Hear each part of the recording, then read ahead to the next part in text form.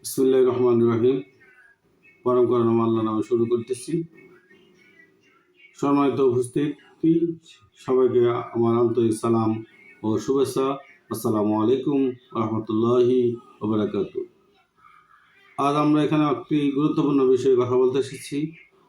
আমাদের শিশুদের পায়ের জন্য জন্মগত সমস্যা, যার নাম ক্লাব ফুট বা পায়ের পাতা বাঁকা। ক্লাব ফুট এমন একটি অবস্থা যা শিশু জন্মের সময়ই দেখা যায়। এতে শিশুর এক পা বা উভয় পা ভিতর দিকে বাঁকানো থাকে। এই রোগ কোনো ছোঁয়াচেও নয়, এটি কোনো বড় ধরনের রোগও নয়। সবচেয়ে গুরুত্বপূর্ণ বিষয় হলো এটার 100% চিকিৎসা সম্ভব।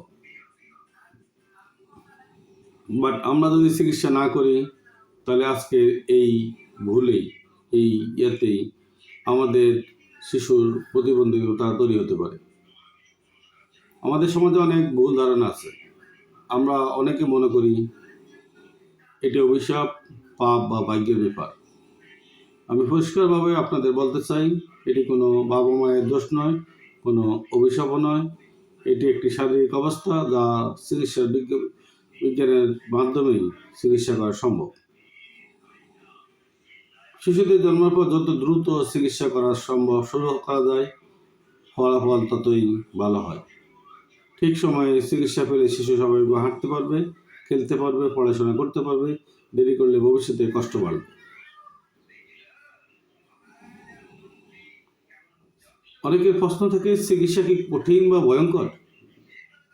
না, একদমই না। বিশেষ পদ্ধতিতে দফায় দফায় প্লাস্টার করা হয়, প্রয়োজনে ছোট একটি অপারেশন করা হয়। বেশিরভাগ ক্ষেত্রে বড় কোনো অপারেশন প্রয়োজন হয় না। এই জন্য কক্সবাজারবাসীর জন্য সুখবর। শিশু হাসি ফাউন্ডেশন উদ্যোগে এখন কক্সবাজার এসএমপাড়া রোড, আলীজাহাল, কক্সবাজারে ক্লাব ফুট কিউ সেন্টার চালু হয়েছে।